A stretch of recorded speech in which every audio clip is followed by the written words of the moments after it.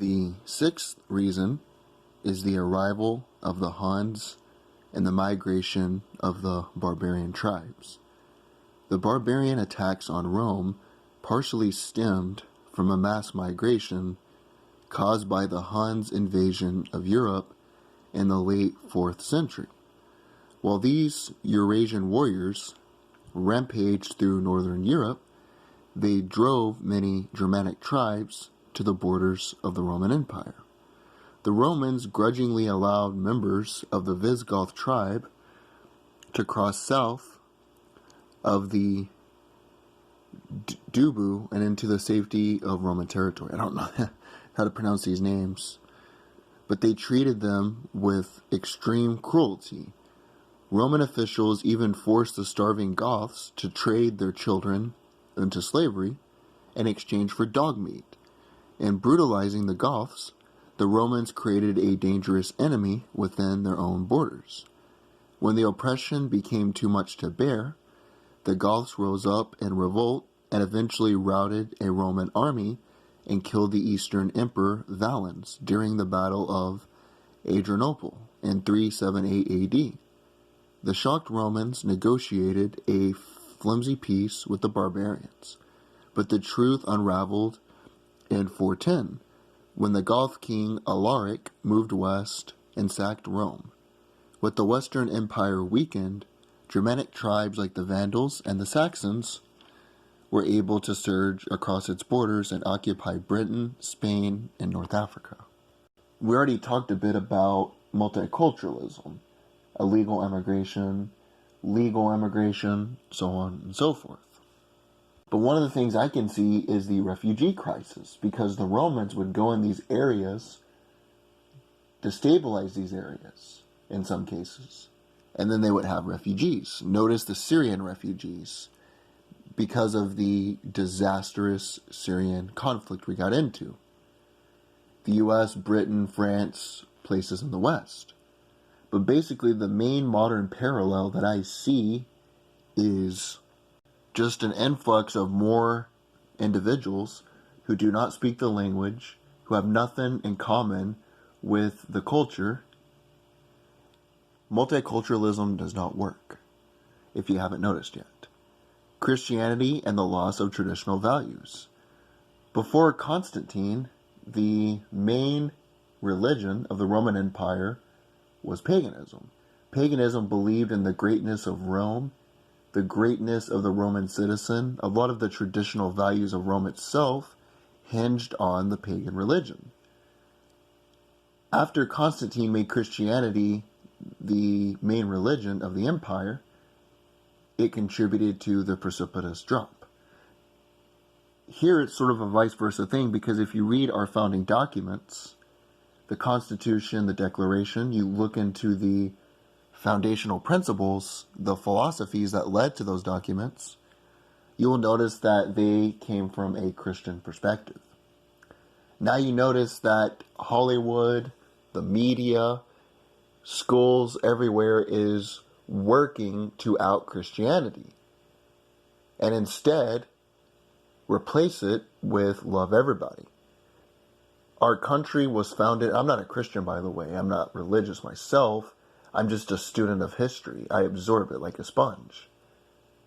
Doing that as I do, I've noticed that our country is founded upon Christian principles.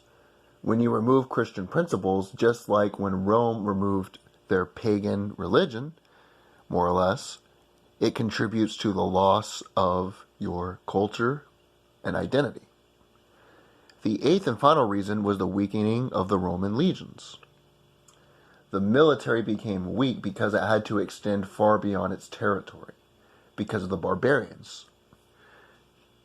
It all stems back to the internal corruption, the politicians, the degeneration of the culture, the bread and the circuses, and also outside forces, the barbarians, that contributed to the fall of the Roman Empire.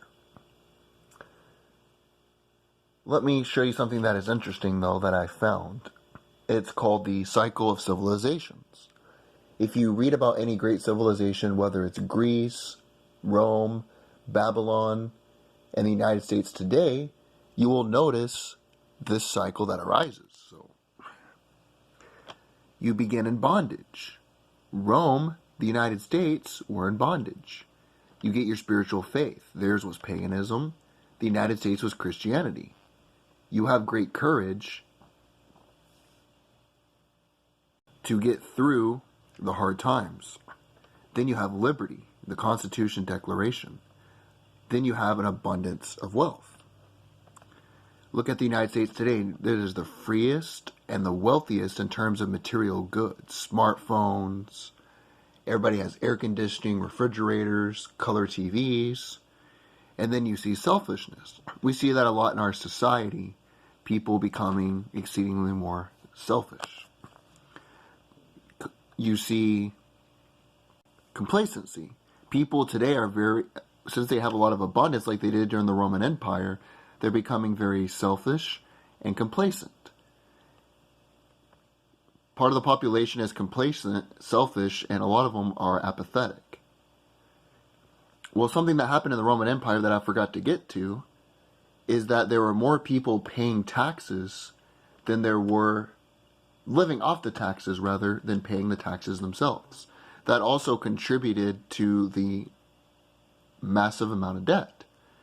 Well, in today's time, because of the retirement age of most people, of a lot of people in the workforce, because of the low amount of money made by the millennials based upon the economic structure, because of the massive influx of illegal immigrants, you have more people who are living off the government, the tax money, than are paying into the system. You see that today. Notice today you see an abundance of wealth. You see selfishness, complacency, apathy, and dependence. And then that leads to bondage. In Rome, it led to the Dark Ages. And you see this go around again. But in Rome, it was over 1,000 years. At the shortest time period, 1,000 years, where Europe got back the standard of living and the wealth that it had during the Roman Empire. But you had 1,000 years. America's only been around for less than 300 years. 1776. Think about how short of a time span America's been around. But what will happen is after the fall of the United States, it will create a power vacuum where China or Russia will become the most powerful country. I think it'll be China because they are the number 1 or 2 economy, depending upon your prerequisites, your stipulations for seeing who's the largest economy. America, I don't think it'll be a precipitous fall as much as the Roman Empire did, but they will lose their power, influence in the world. They will not be the most powerful country anymore. People here will suffer, though, a lot more than they realize. You also had Diocletian, who I mentioned. He raised taxes, he had price control, he had a form of socialism. As a result, you had shortages in food. Like anytime you implement price controls, Richard Nixon did this during the oil embargo. You had a shortage of oil. Reagan gets into office and he lets the free market decide. The first thing Reagan does upon entering office is create an executive order, sign an executive order, where oil prices are going to go along with the market. Well, Diocletian did price controls, wage controls. He taxed the hell out of people. And it became more expensive to transport goods and everything else. That's what will happen if you get some moron in there like Bernie Sanders, Elizabeth Warren, one of these idiots. They're going to raise taxes like the Scandinavian countries at 60% or more of your income. Businesses are not going to hire as many people because of regulation and taxation. Like under Diocletian, he had the rules and regulations written down. If you violated it, you would be arrested. Sometimes you would be put into prison or put to death. The way we measure that now is the Federal Register. It'll be a lot thicker. Rules, regulations over people's lives. It's funny, the same people that call Trump a dictator want the government to dictate more of their lives, but you get what I'm saying on this. These people are idiots. But what will happen is, kind of like under Diocletian, you'll have someone into office who will do all of this. But you combine all these things. The barbarians, illegal immigration, the massive influx of legal immigration. You lose the common language. You lose the Christian influences, like Rome lost the pagan influences. You begin an abundant society. People become complacent, degenerate, lazy. Stupidity is looked upon as a virtue. Massive debt, massive political corruption, all these bullshit wars that do not help us in any way. They just continue to further plunge us into debt. The infrastructure is third rate. If you go to China or Japan, the infrastructure looks like a futuristic infrastructure compared to our country, the United States. The airports, the bridges, the highways, the roads. But we can build a highway in Afghanistan. Look at this big defense budget that the president just signed. You also add that it is extremely difficult for the average person to get a job that can pay them enough to live, have a family. So you had the slave labor come in. They would take over the farms and the soil. The high-tax cities, people had moved to the countryside. You had people leaving California and New York to go into other places like Texas and Florida with lower taxation. But the difference is these dumbasses are going to vote for higher taxes and then keep moving, kind of playing a game like musical chairs, screwing over the people that live in those areas while leaving themselves because they're too stupid to read basic policy. But you get what I'm saying. All these things are beginning to come together. But it is not an inevitability. It is not going to happen if we alert people, if we discuss. See, this whole thing is about a discussion. I'm discussing my ideas to start a dialogue, to put this into your consciousness. That way you can be aware of this. People who are far more intelligent, better spoken, and better orators than myself, they can get this information. They can do what they will with this information. They can educate the public. And maybe if the public understands this, we can slowly do things to reverse this. Like getting out of some of these wars, lowering the debt.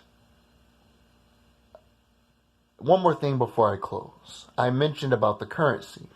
The United States is printing a lot of money through quantitative easing to the money supply, and the dollar has lost over 90% of its value since 1913. Since the first income tax. The Roman Empire had golden dinars, but the amount of money that they added was more because they would devalue the currency. They would have less gold and more copper into their coins. So the currency itself, the individual pieces of currency, was worth less than it was the years before. Think of a dollar in 1950, 1960, 1980, comparatively to what a dollar can get you now. And that is one of the things I forgot to get to. But again, this is to start a conversation. This is to get a dialogue so we can begin reversing this trend. Because if we don't, we're going to end up in the dark ages. And I don't want to do that.